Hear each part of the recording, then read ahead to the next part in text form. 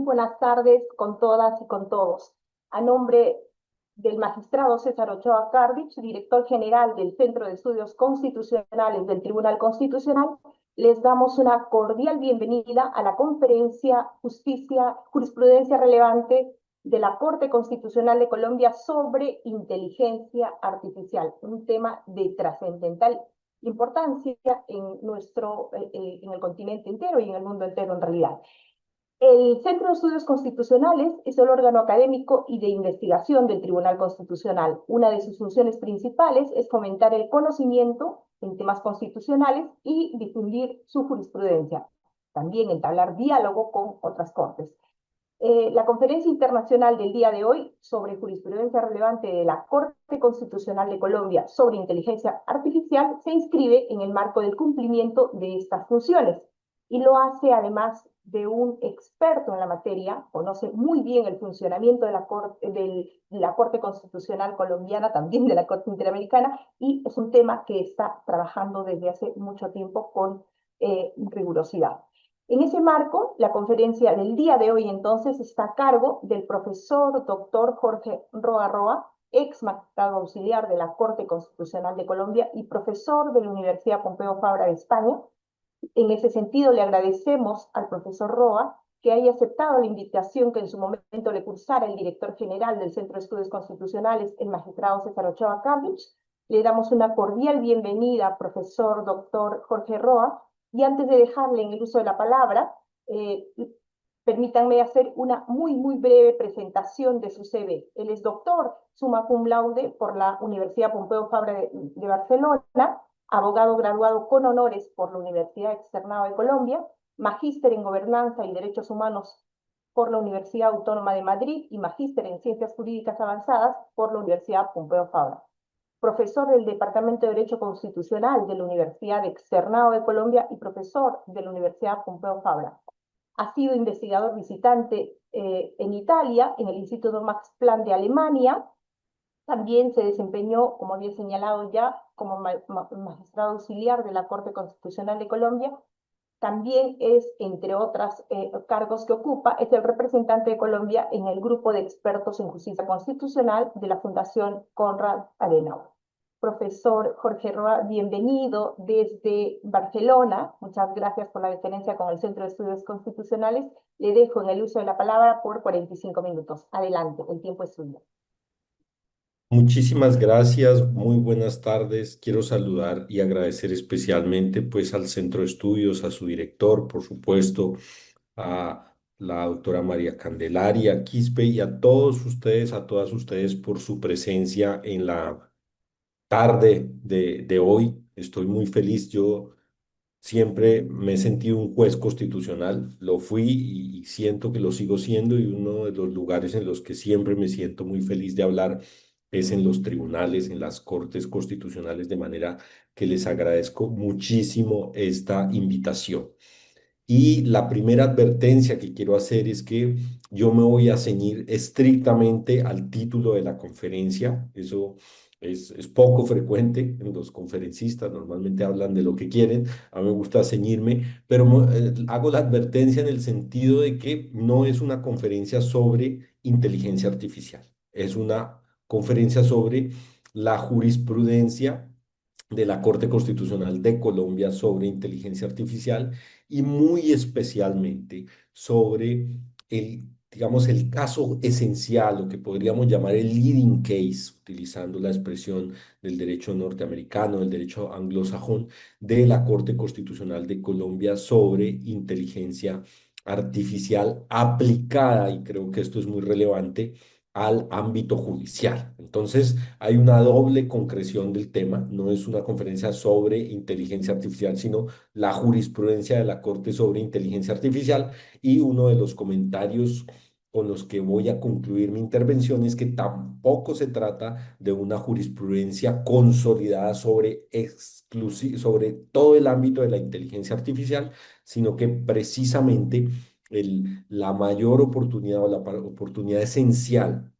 en la que la Corte Constitucional ha tenido la oportunidad de aproximarse de cerca a el fenómeno de la inteligencia artificial ha sido precisamente la utilización de la inteligencia artificial en el ámbito judicial. Y creo que esta doble concreción lo hace más interesante para ustedes que trabajan en el Tribunal Constitucional, que litigan, como dicen en algunos países nuestros de América Latina, que hacen el ejercicio libre de la profesión, pero también que ejercen funciones jurisdiccionales o que trabajan en el Tribunal Constitucional. Y entonces lo que yo voy a hacer para ponerles en contacto directo con la jurisprudencia colombiana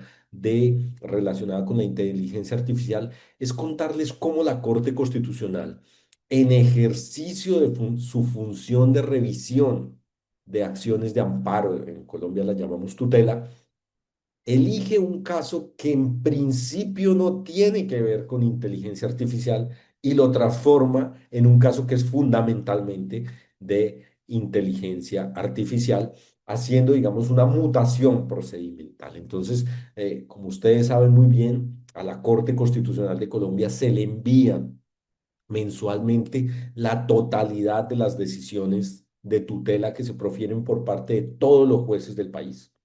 Nuestra Corte Constitucional colombiana no es un juez de tutela de primera instancia, simplemente un juez que hace un procedimiento muy parecido al que ocurre en los Estados Unidos bajo el sistema de certiorari, en el que la Corte recibe en nuestra Corte Constitucional de Colombia la totalidad de las decisiones definitivas. Eso significa decisiones de primera instancia que no fueron apeladas o decisiones de segunda instancia de amparo, las recibe y la propia Corte selecciona los casos que va a revisar. La propia Corte fija su agenda en materia de revisión de tutela. La agenda del control abstracto de constitucionalidad, como saben ustedes también muy bien, la fijan los ciudadanos a través de la acción pública en constitucionalidad. La agenda del amparo, la agenda de la tutela, la fija, se la da la propia Corte al elegir los casos que revisa.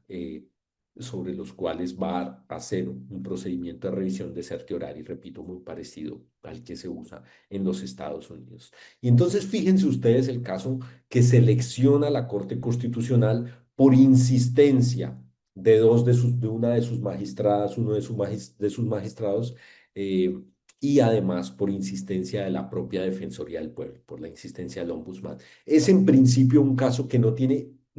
ninguna o poca relación con la inteligencia artificial. Es el caso de la mamá de un niño, pero en realidad ella está accionando, está presentando la acción de tutela en nombre de su hijo. Es un niño que tiene TDA, trastorno de espectro autista, y lo que ocurre con este niño es que el niño tiene que ir constantemente a unas terapias de rehabilitación, a unas terapias psicológicas, a unas terapias de fonoaudiología, es decir, a distintas terapias médicas y debido a su falta de recursos financieros, la mamá pide dos cosas. Pide fundamentalmente que la entidad prestadora de los servicios de salud también le cubra el dinero necesario para el transporte, para los desplazamientos que necesita ella y su hijo para asistir a las terapias, y pide que le exoneren de las cuotas moderadoras, de los copagos que debe sufragar, que debe pagar para acceder a cada una de las sesiones de terapia. Entonces, fíjense ustedes que el caso fundamentalmente es un caso del derecho a la salud de los niños, niñas y adolescentes, y de hasta dónde se debe subsidiar el sistema de transporte, hasta dónde se pueden exonerar las personas de pagar copagos en este tipo de casos. Ello fundamentalmente, y no quiero entrar en los detalles de la regulación, porque la regulación colombiana prevé algunas excepciones al sistema de copagos, entre otras a las personas que se encuentran en alguna situación de discapacidad física, mental o emocional. Y como saben ustedes muy bien, el trastorno del espectro autista en principio pues no es ninguna discapacidad. No es ninguna discapacidad. Entonces, por eso, en principio, la entidad prestadora de los servicios de salud se niega a exonerar a la mamá y a su hijo del pago de los aportes complementarios para acceder a las terapias, y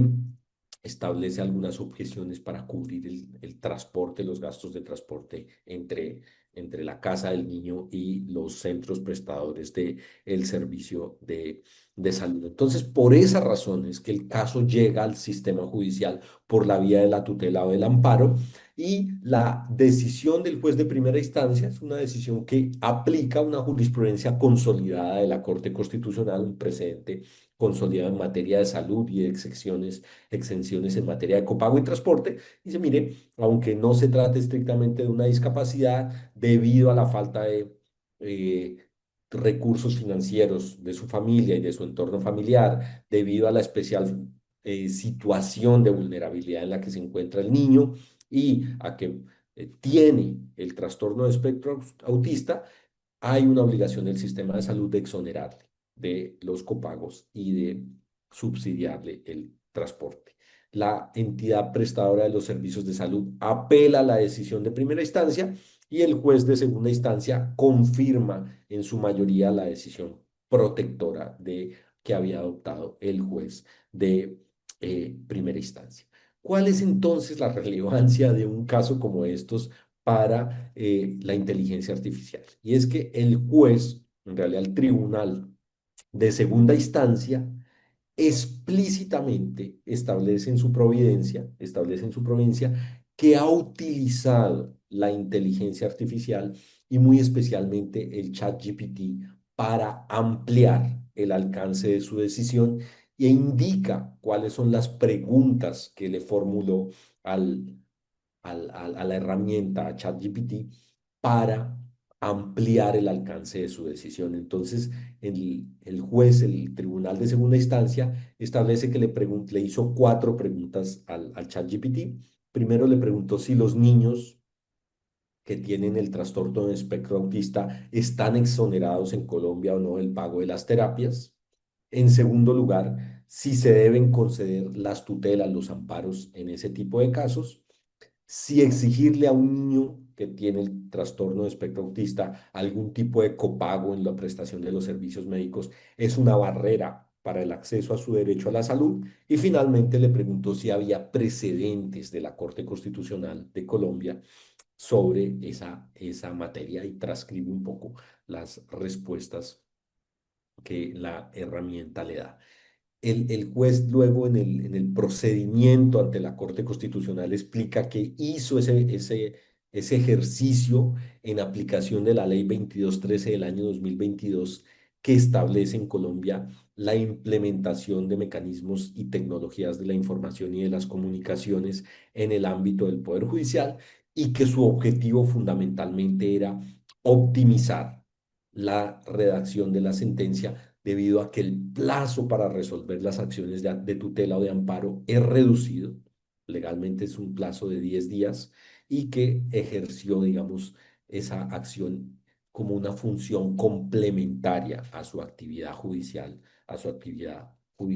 principal. Entonces, fíjense cómo un caso que comienza por la vía del derecho a la salud se transforma no por una cuestión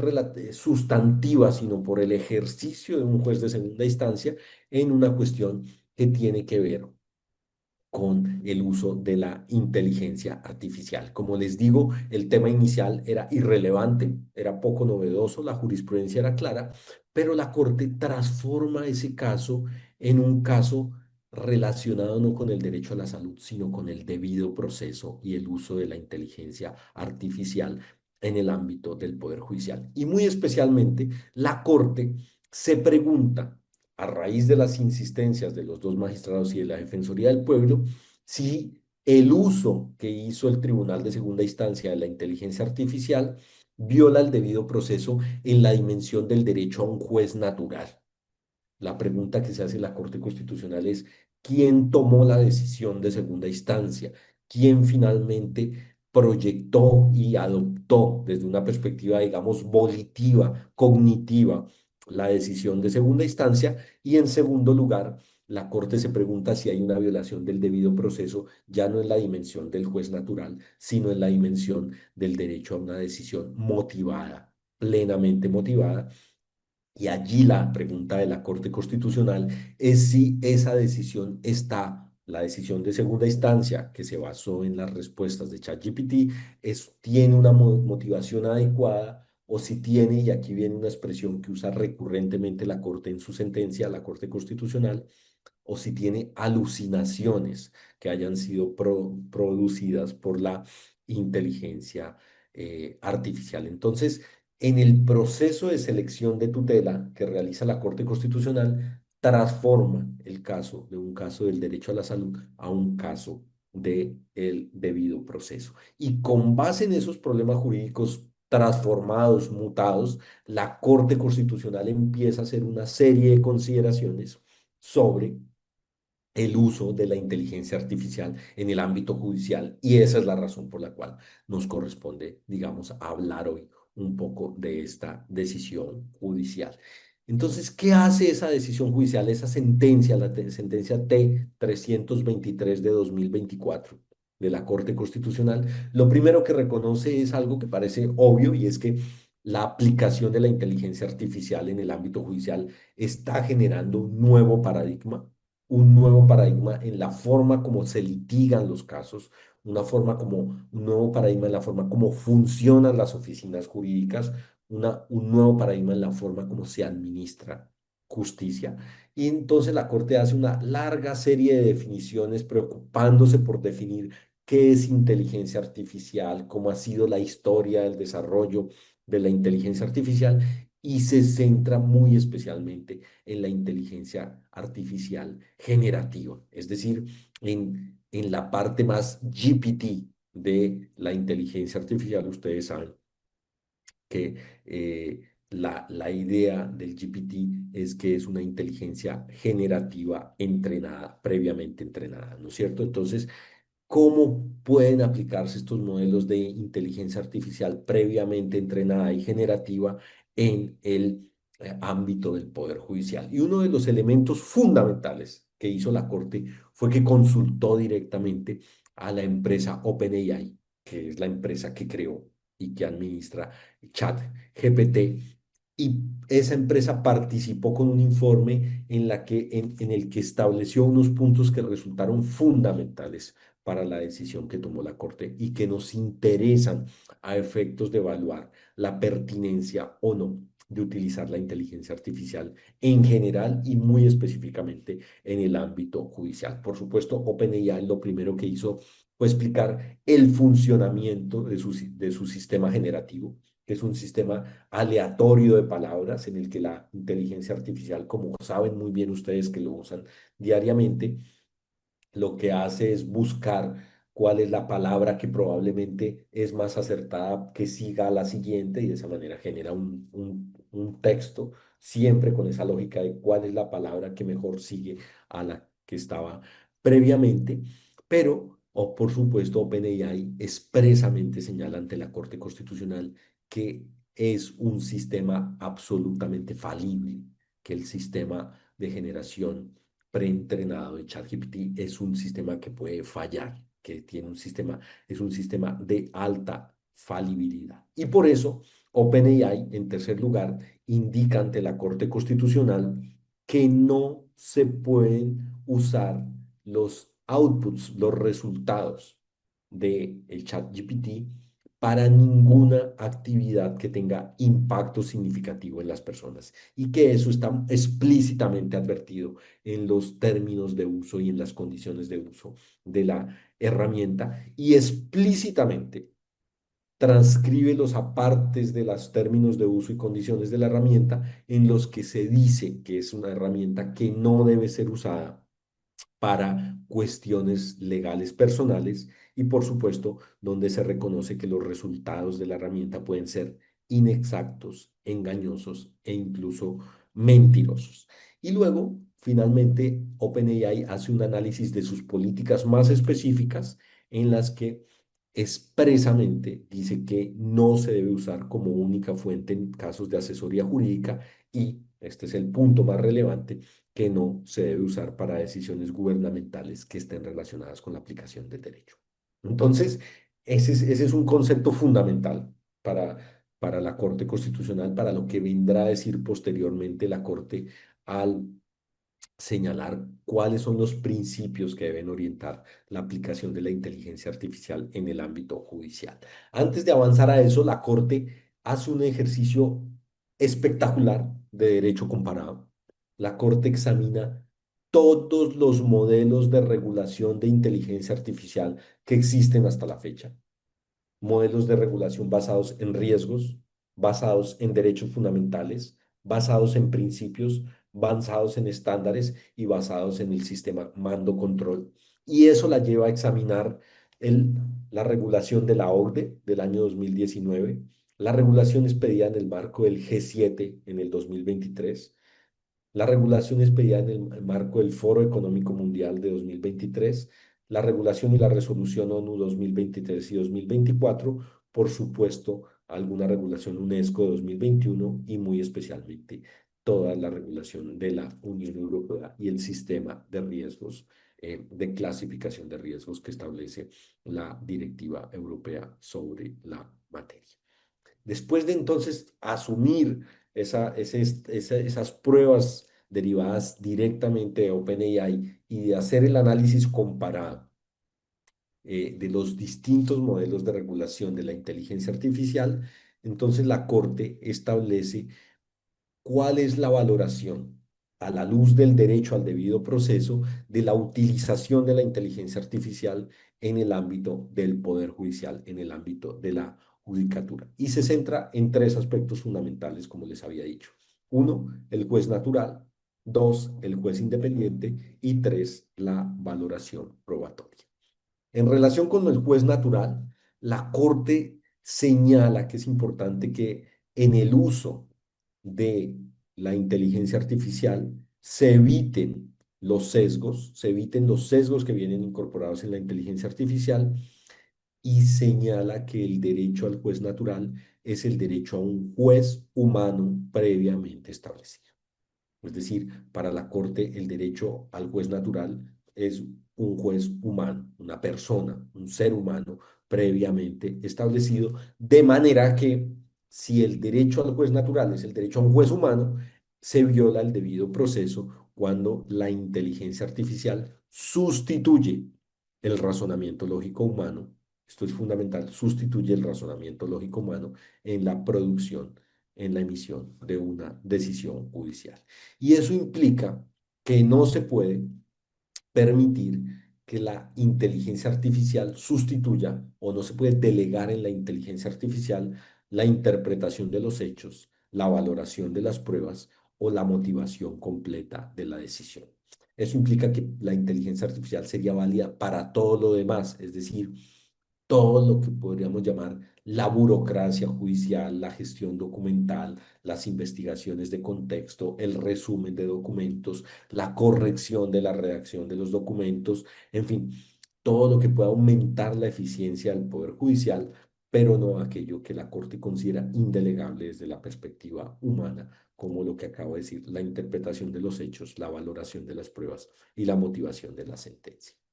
En segundo lugar, desde la perspectiva del juez independiente, la Corte Constitucional de Colombia vuelve a hacer referencia al riesgo de los sesgos y vuelve aquí la expresión, alucinaciones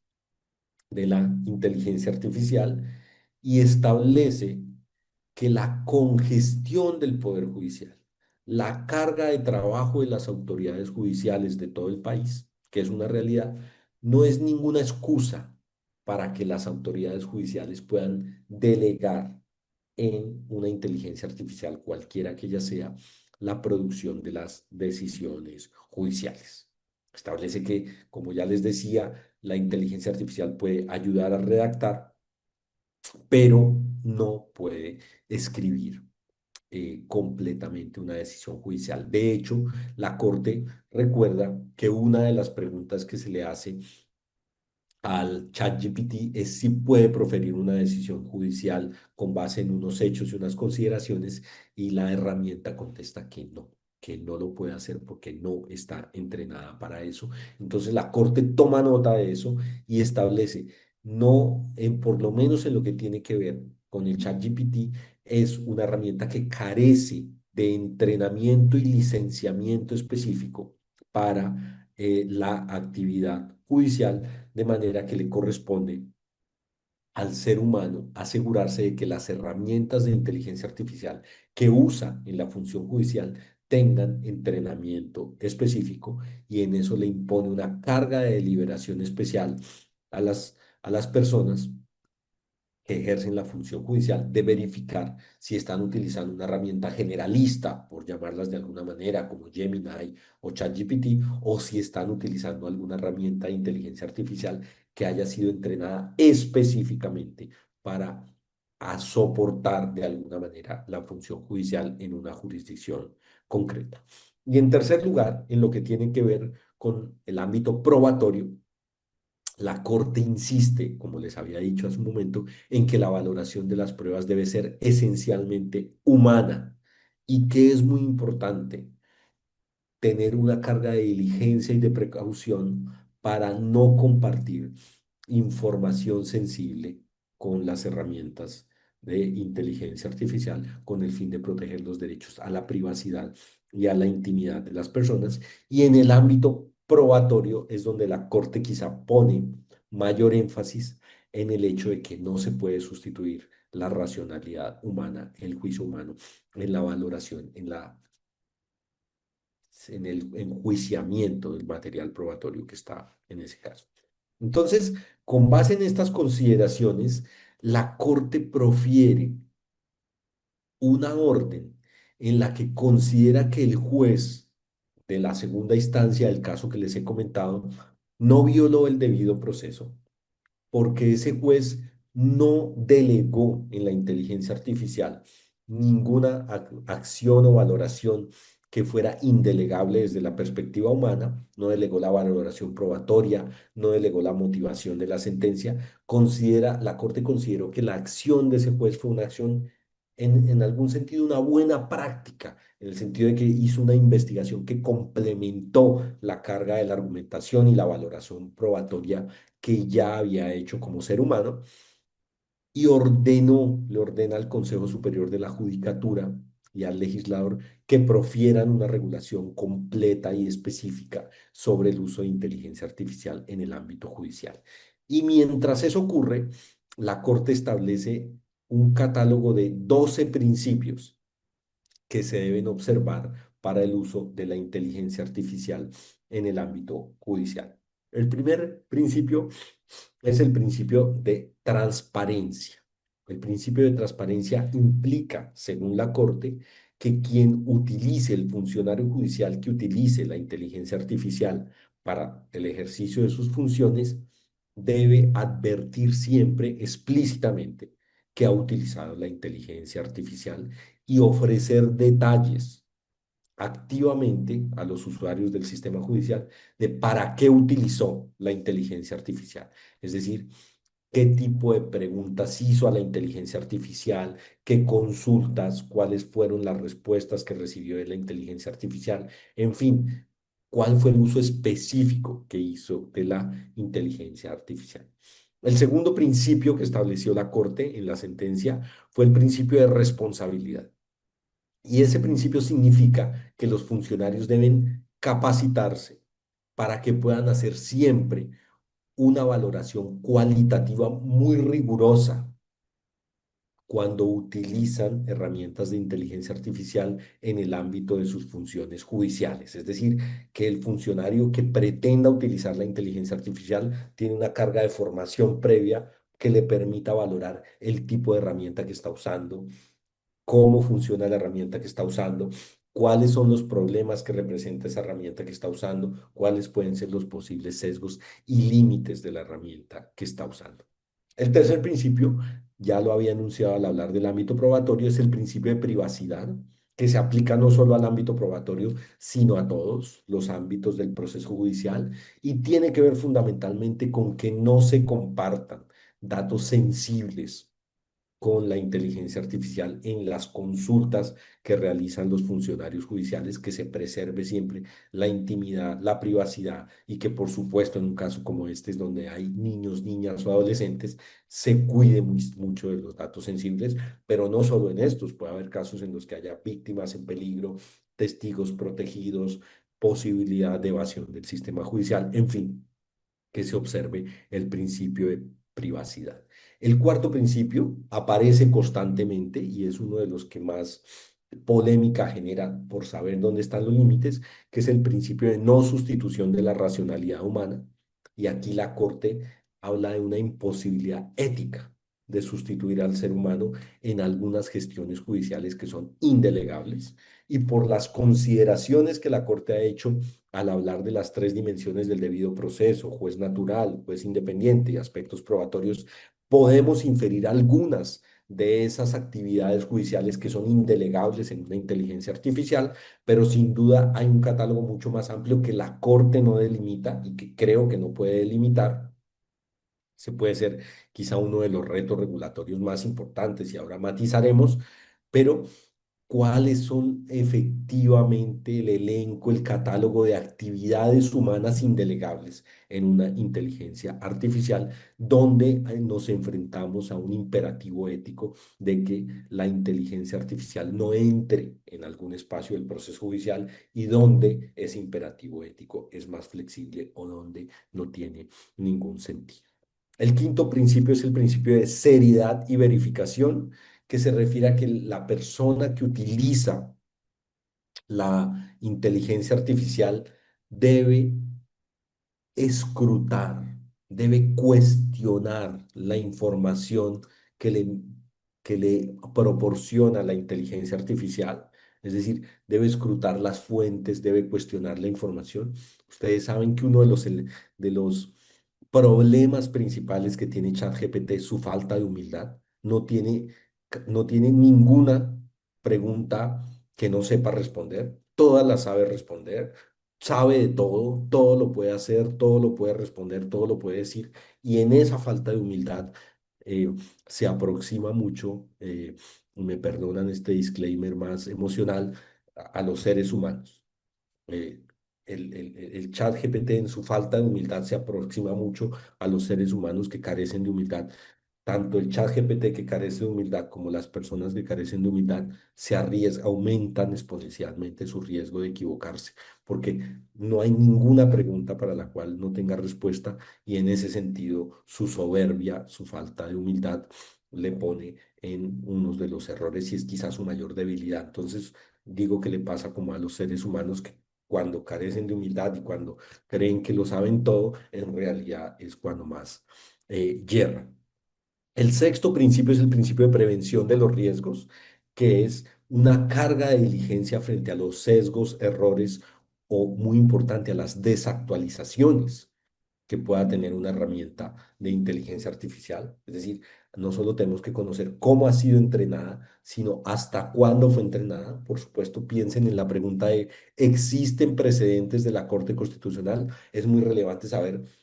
hasta dónde tiene información, cuál es la última actualización de esa herramienta, pues porque si tiene una actualización hasta el año 2023, puede que los precedentes sean más recientes. Pongo un ejemplo relativamente fácil de entender, pero lo que quiere decir esto es que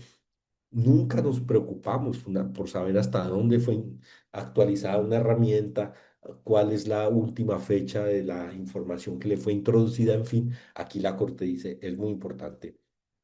que quien usa la herramienta de inteligencia artificial sepa cuál fue el último momento en que se actualizó la herramienta que está utilizando. Un séptimo principio tiene que ver con la igualdad y la equidad.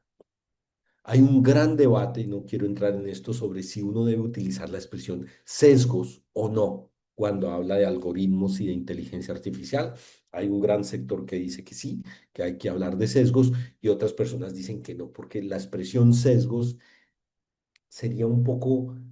reducir el riesgo que implica la inteligencia artificial para la igualdad. Esas personas que se oponen a que utilicemos la expresión sesgos, lo que dicen es que la inteligencia artificial no tiene sesgos, sino que reproduce como un espejo la discriminación social. Entonces, utilizar la expresión sesgo le quitaría fuerza al poder discriminatorio que tienen en realidad esas herramientas que reproducen todas nuestras discriminaciones, pero la Corte Constitucional utiliza la expresión sesgos, yo la he usado aquí obviando un poco ese debate, pero quiero contarles que estoy al tanto y que tengo una posición clara, pero para que no piensen que no conozco ese debate, lo que quiero decir es que el lenguaje de la Corte es evitar sesgos y el impacto discriminatorio de los outputs que profiera la inteligencia artificial. El octavo principio es el de control humano o supervisión humana, que se refiere a siempre la necesidad de que siempre exista un escrutinio humano y autoridades humanas que resuelvan las reclamaciones o controversias o las consultas en últimas sobre el uso de la inteligencia artificial en el ámbito del Poder Judicial. El noveno principio es el principio de la regulación ética y es el deber que tienen todas las autoridades de producir información y estándares de comportamiento aplicables a este tipo de prácticas,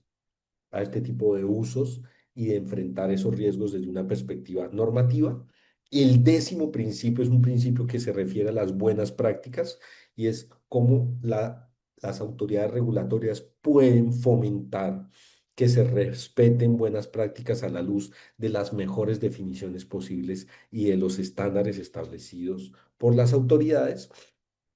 El onceavo principio se refiere al seguimiento continuo y a la adaptación, y eso se refiere a hacer una carga de diligencia, ejercer una carga de diligencia sobre los avances tecnológicos, pero no solo los tecnológicos, sino también los avances sociales. Y finalmente, la Corte Constitucional de Colombia se refiere al principio de idoneidad, y es que en últimas, el uso de la inteligencia artificial en el ámbito judicial debe tener como propósito facilitar el acceso a la justicia, a una verdadera justicia de las personas que utilizan el sistema judicial para llevar sus reclamaciones, sus dramas sociales, en fin. Permítanme utilizar 2 o 3 minutos para hacer una valoración de esta decisión que les acabo de comentar, que, como he dicho, transforma un caso de derecho a la salud de un niño en un caso de debido proceso y uso de la inteligencia artificial en el ámbito judicial. Yo creo que esta es una decisión eh, en el más estricto sentido de la expresión temporal. ¿A qué me refiero con una decisión temporal?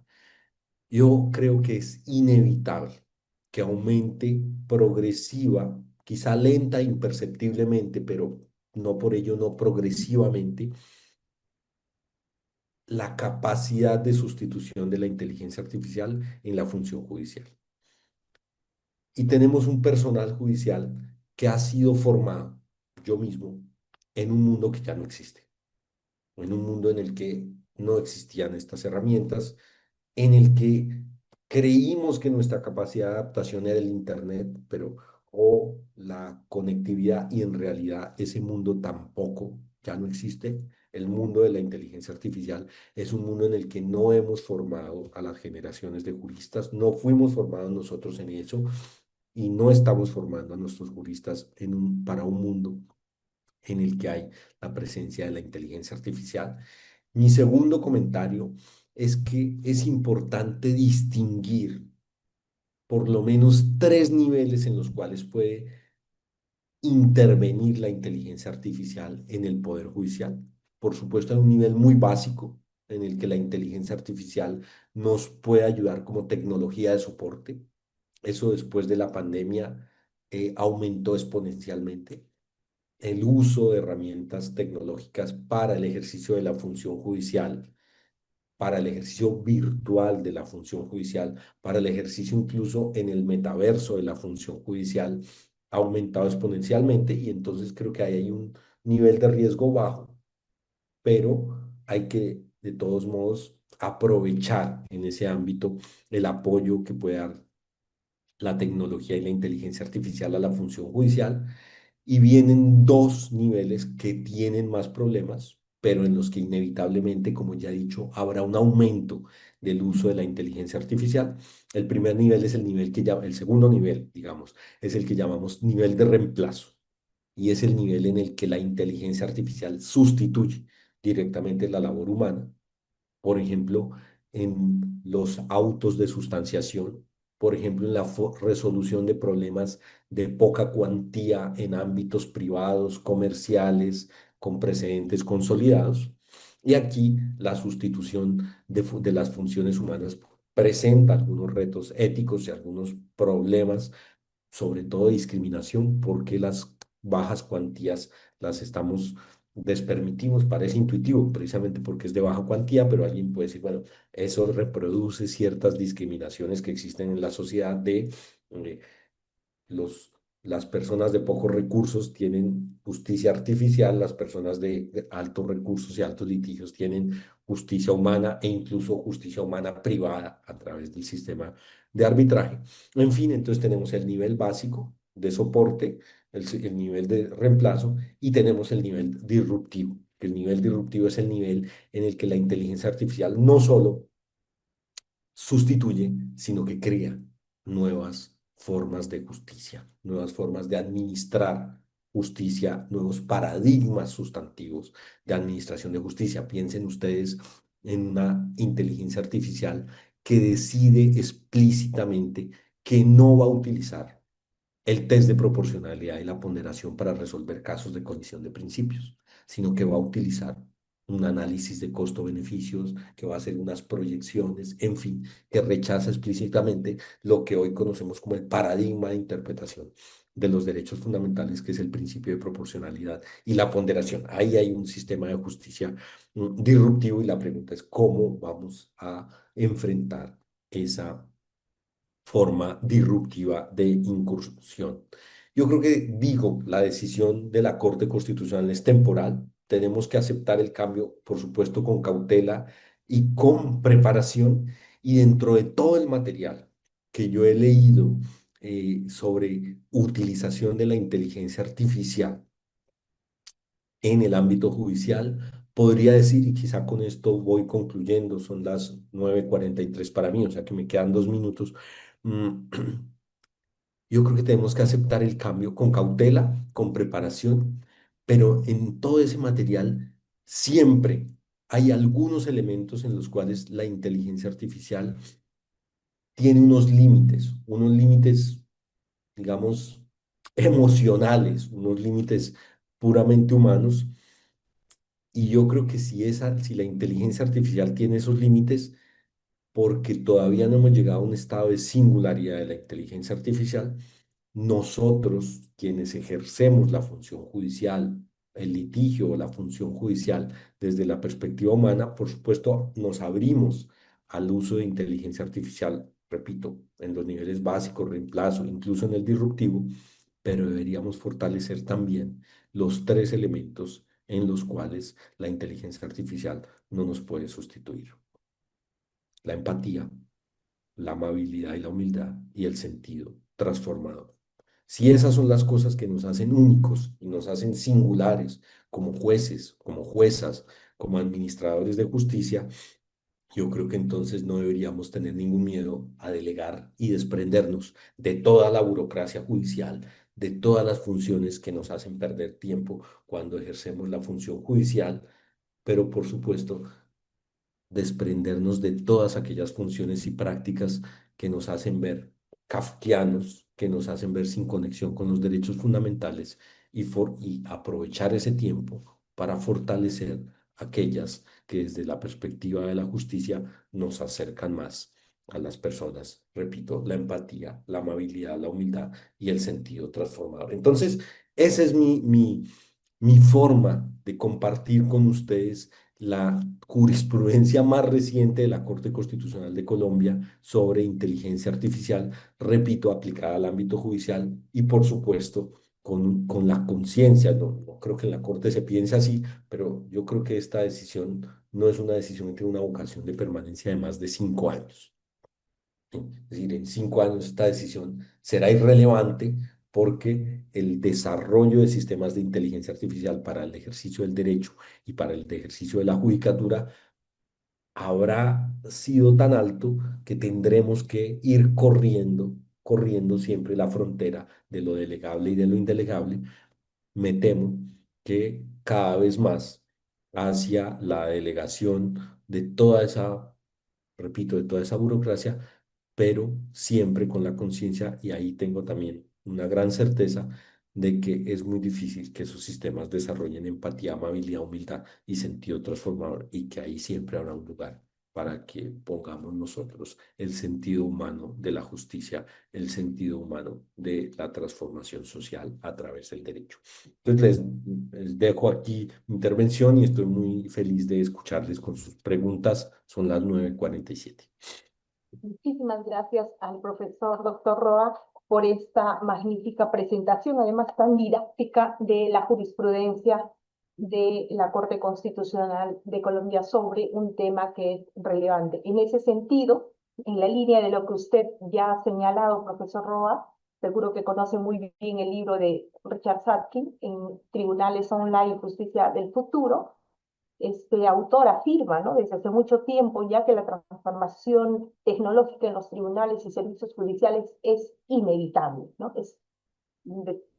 inevitable, creo, como se viene desarrollando. Y también señala este autor que para 2030, y posiblemente mucho antes, dice él, los tribunales de justicia del mundo se habrán transformado totalmente gracias a la tecnología. Y en ese camino estamos. Por eso es muy relevante este pronunciamiento de la Corte Constitucional de Colombia con estos principios. En ese sentido, tenemos agradecimientos, felicitaciones que nos están llegando de varios lugares del Perú.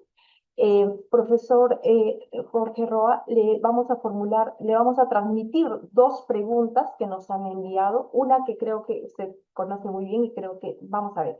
Es la siguiente. Usted ha puesto de relieve que la Corte Constitucional de Colombia ha establecido principios, en esta sentencia, principios para el uso de la inteligencia artificial, la privacidad, no sustitución de la racionalidad humana, igualdad y, entre otros, control humano.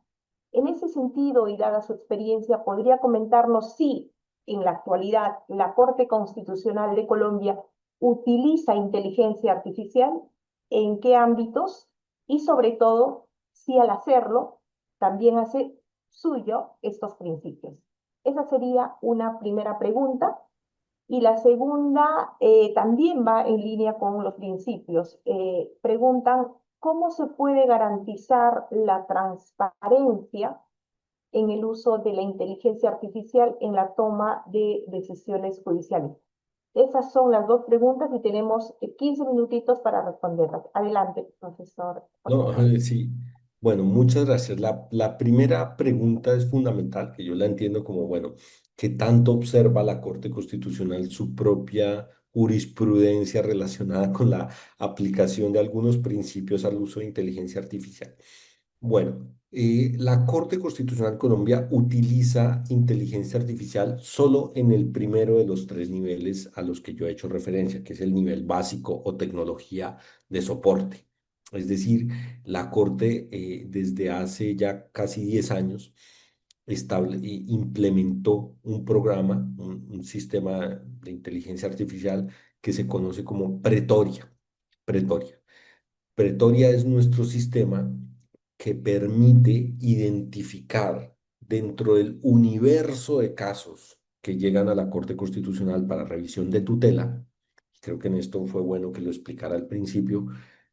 cuáles casos sobresalen sobre otros. En el sentido de que si la Corte recibe 40.000 expedientes de tutela al mes, entonces que la Corte pueda ver en ese universo de esos 40.000 cuáles destacan. Pero cuáles destacan, ¿por qué?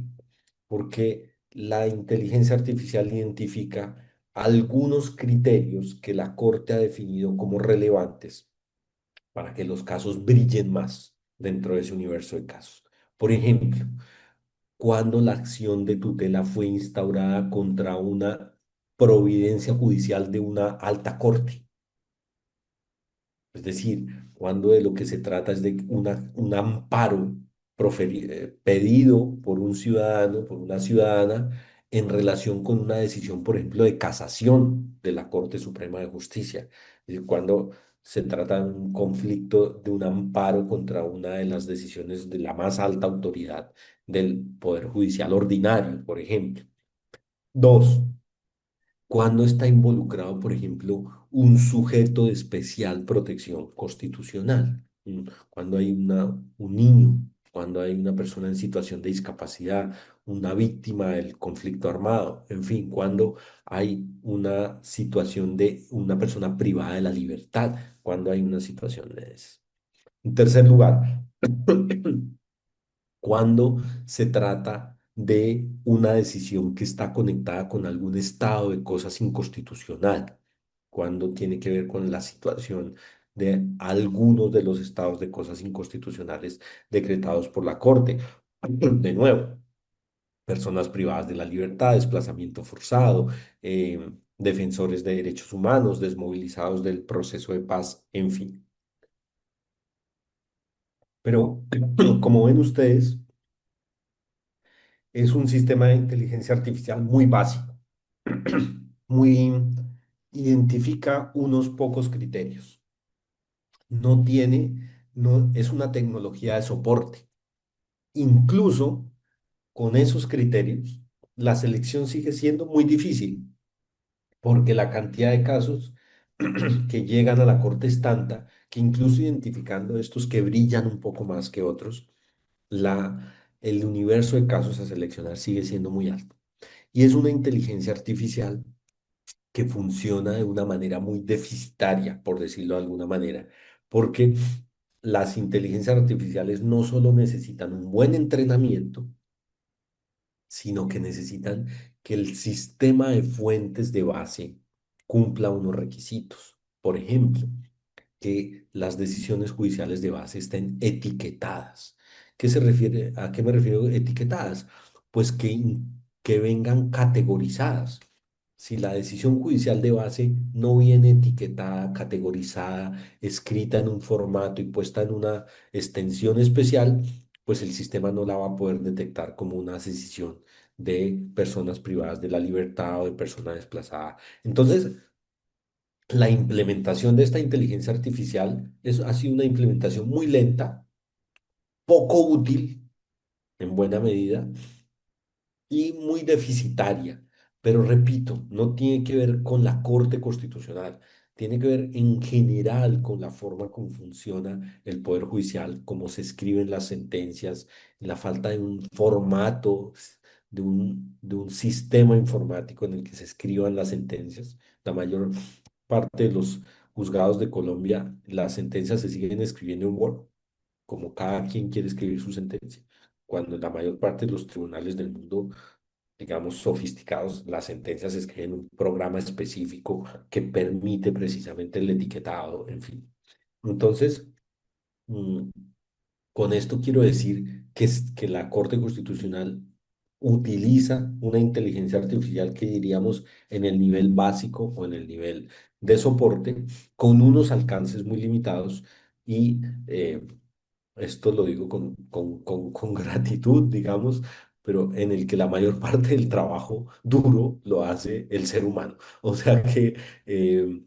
hay todavía un gran espacio por ocupar en la inteligencia artificial en la Corte Constitucional que descargaría mucho al ser humano. Me temo que esto no es posible, no por falta de voluntad y de recursos, que también, sino por la forma de funcionamiento general del Poder Judicial. Otros países de la región, fundamentalmente Brasil, Supremo Tribunal Federal de Brasil, es un tribunal que utiliza tres sistemas de inteligencia artificial y que está construyendo, tiene un plenario virtual, en fin, ahí hablamos, pues claro, estamos hablando del tribunal de cierre más importante y más poderoso de América Latina, eh, digamos, con una tecnología muy avanzada, con unas dimensiones continentales en el que la incursión de la inteligencia artificial es mucho más profunda. Por ahora, la Corte Constitucional tiene este proyecto, funciona con las limitaciones que acabo de comentar y sin duda valdría la pena que muchas otras cosas las hiciera una inteligencia artificial. Dos o tres ámbitos en los que yo creo que la inteligencia artificial podría funcionar muy bien en la Corte Constitucional de Colombia sería primero resoluciones de mero trámite, son fundamentales, pero que pueda ser una inteligencia artificial generativa básica. Segundo, la función de conflictos de competencias entre jurisdicciones. Creo que la inteligencia artificial no solo la haría, sino que la haría mejor que la Corte Constitucional, que no está que no es su función, es decir, es una función que le adjudicaron a la Corte, pero para la cual la Corte no está preparada ni tiene la experticia para hacer eso. Y tres, yo creo que se puede crear un sistema de seguimiento de sentencias y de producción de estadística automatizado. Sin duda eso requiere alguna voluntad institucional, algunos recursos y por supuesto un magistrado, una magistrada con iniciativa que ponga en funcionamiento ese tipo de mecanismos. Y la segunda pregunta tenía que ver con la transparencia, quizá. Pues, no sé si me la Sí, recuerdas, sí, con por mucho favor. gusto. Eh, ¿Cómo se puede garantizar la transparencia en el uso de la inteligencia artificial en la toma de decisiones judiciales? Yo creo que hay cosas que son inevitables, es decir, hay acuerdos de mínimos que son fundamentales y que los mencioné algunos en la intervención, y es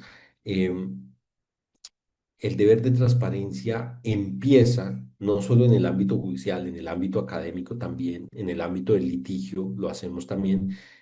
empieza con el reconocimiento del uso, es decir, con la advertencia de qué herramienta se ha usado y para qué. No tiene que ver solamente con derechos de autor o lo que sea, tiene que ver con el hecho fundamental de decirle al cliente, a quien accede a la justicia, qué ha sido elaborado por un instrumento, qué ha sido elaborado por un ser humano, qué ha sido elaborado conjuntamente y qué ha sido elaborado exclusivamente por la inteligencia artificial y luego supervisado por un ser humano, qué ha corregido, qué instrumento de soporte. Entonces,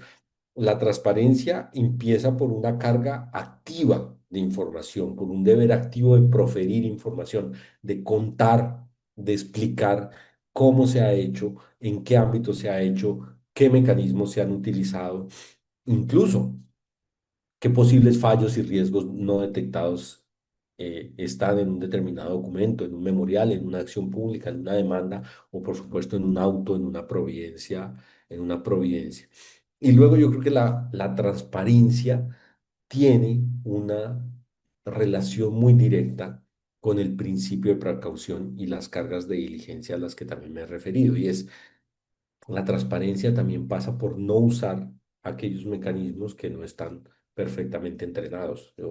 Eh, hasta cuando yo trabajé en la Corte Constitucional, no permitía a ninguno de los integrantes de mi equipo utilizar inteligencia artificial para nada que tuviera que ver con la escritura de la sentencia en específico. Y en mi oficina utilizamos sistemas de inteligencia artificial explícitos, o sea, muy sofisticados y, y también al mismo tiempo muy limitados para algunas tareas específicas de inteligencia artificial, pero de la labor de litigio, pero siempre con la carga de diligencia de explicar qué es lo que estamos utilizando, dónde lo hemos utilizado y de no usar cualquier cosa. De no, también, digamos, creo que la transparencia pasa también por no usar algunos de los mecanismos que son abiertos, gratuitos, populares y que realmente pueden ser muy falibles. Entonces creo que eso es fundamental para, si es fundamental para quienes lo ejercen desde la perspectiva privada, por supuesto todavía más para quienes lo ejercen desde la función pública de adjudicación. Muchísimas gracias, profesor, doctor Jorge Roa, por responder así tan claramente a las preguntas y por su sinceridad también con la Corte Constitucional colombiana sobre la utilización de la inteligencia artificial. Quedan tareas pendientes para todo el sistema de administración de justicia. Es inevitable, ¿no? Inevitable el uso de la inteligencia artificial o las TIC, pero tienen que tener con estos cuidados, como ha señalado la Corte Constitucional y ha puesto de relieve el profesor Jorge Roa, y además nos deja reflexiones muy importantes. Bien, quisiéramos reiterar nuestro agradecimiento por su participación, profesor Roa, el día de hoy, y también a todas las personas que, pese a que es un horario complicado, nos han acompañado cerca de 300 personas, así que muchas gracias. Como habíamos señalado, una de las funciones principales del Centro de Estudios Constitucionales es fomentar el debate y conocimiento en temas constitucionales. Con la magnífica conferencia del día de hoy cumplimos plenamente ese objetivo. Antes de terminar esta sesión, quisiéramos invitar a la comunidad jurídica en general para que puedan acompañarnos en una próxima actividad en el mes de julio, el día 24 y 25.